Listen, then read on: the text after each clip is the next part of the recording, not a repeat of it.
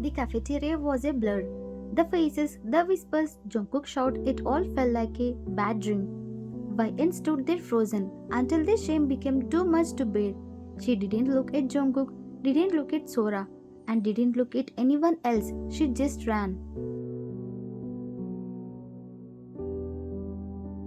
She ran out of the cafeteria, out of the building, and into the cool afternoon air.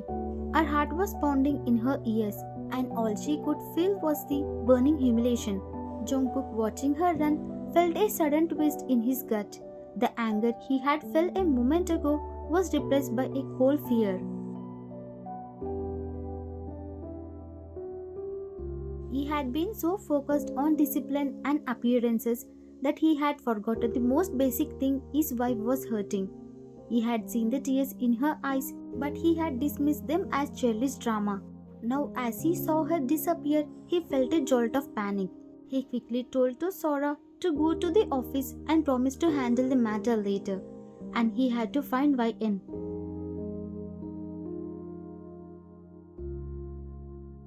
He searched everywhere he thought she might be. He checked the library, her favorite study room, even the small cave she sometimes visited. But she was nowhere. The cold red grew in his stomach.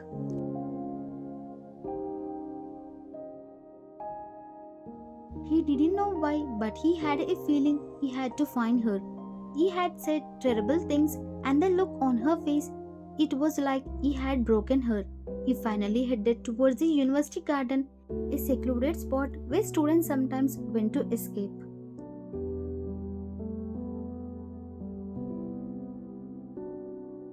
As he walked, he couldn't stop thinking about her hurt face. The words he had shouted at her felt like a weight in his chest. Why did I say that? Why didn't I just listen? He had to find her and apologize. He had to make it right.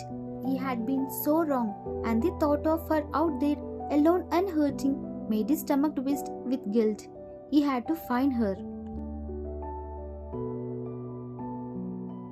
The garden was quite a stark contrast to the chores of the cafeteria. Jungkook found YN on a bench, her body shaking with silent sobs. She didn't look up when he approached, her gaze fixed on the ground as if she were trying to disappear.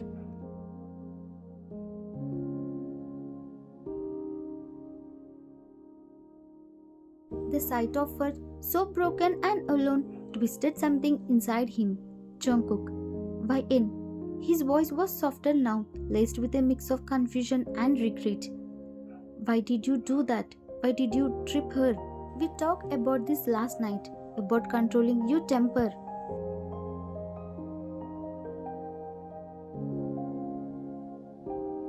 YN's head snapped up. Her eyes were red and swollen, but they held a fiery anger he had never seen before.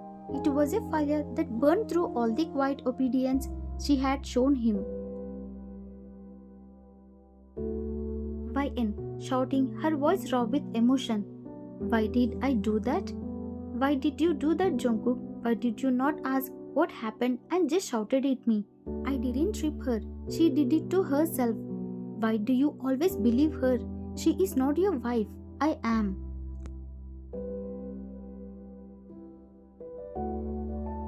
Jungkook took a step back, shocked by her outburst. Jungkook, I saw you standing over her. It looked like you did it, and your behavior lately has been... YN, interrupting him, her voice trembling. Clumsy? Childish? A brat? Is that what you were going to say? You always consume the worst of me. You never listen to me. Never. All you will do is criticize me and tell me to be a good girl and a good student. What about a good wife, a good husband? You have never been one to me. You only see me as a professor would see his student, not as a husband would see his wife.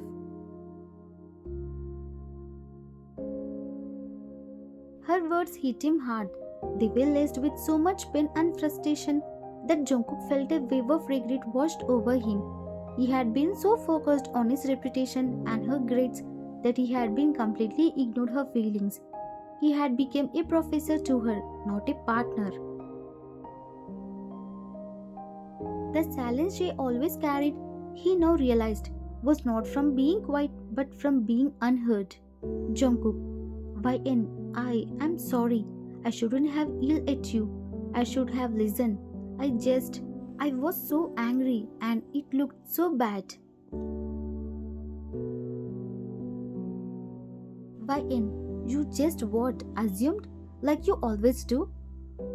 I am so tired of this, Jungkook. I am so tired of being invisible to you. I am tired of living a life where I don't feel like I belong. She got up, wiping her tears with the back of her hand. Don't look for me. I'm going home.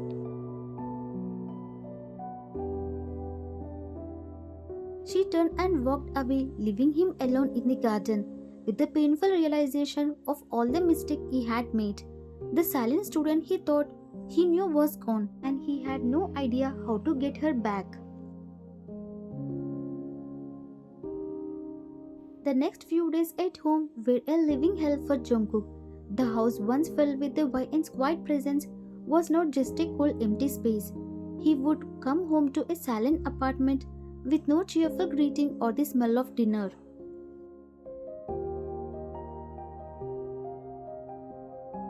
YN was a ghost. She didn't speak to him, didn't look at him, and kept a safe distance. He would find her sitting in her room, a book open, but her gaze was blank. She seemed miles away, lost in her own world.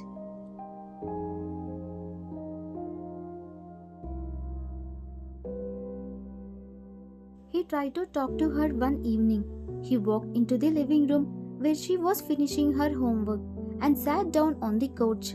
Jungkook, YN, can we talk? Please, I'm sorry for everything. YN didn't look up, she just continued to write, her pen scratching against the paper, a sound that felt louder than a shout.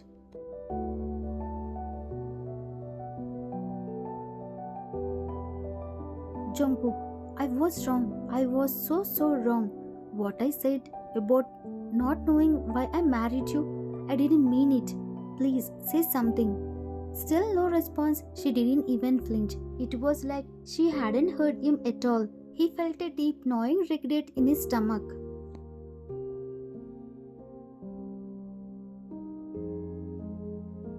The silent treatment was a punishment far worse than any healing or fighting.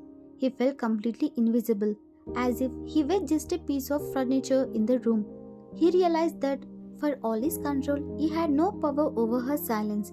He had hurt her so much that she had completely shut him out. It was a loneliness he had never known before. He had to find a way to make her talk to him again. He had to make it right.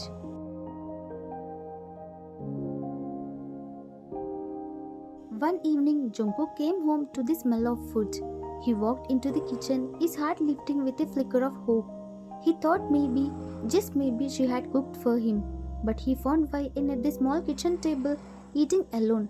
She had made herself a simple meal, a bowl of rice and some vegetables, and left nothing for him.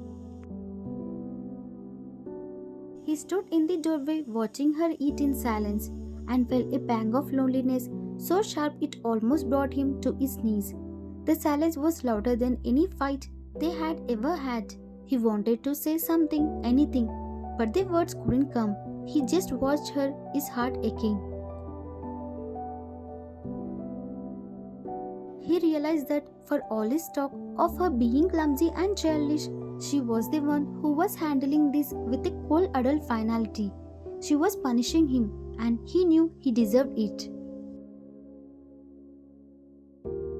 He wanted to apologize, to tell her he was wrong, to promise he had been better, but she wouldn't even give him the chance.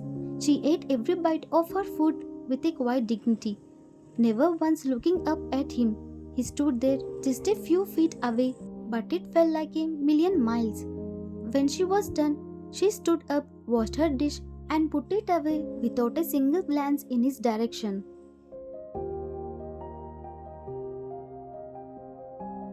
It was as if he were invisible. The silence in the house was deafening, and it made him realize how much he had taken her for granted. He felt a profound sense of loss, a chilling emptiness where his wife used to be.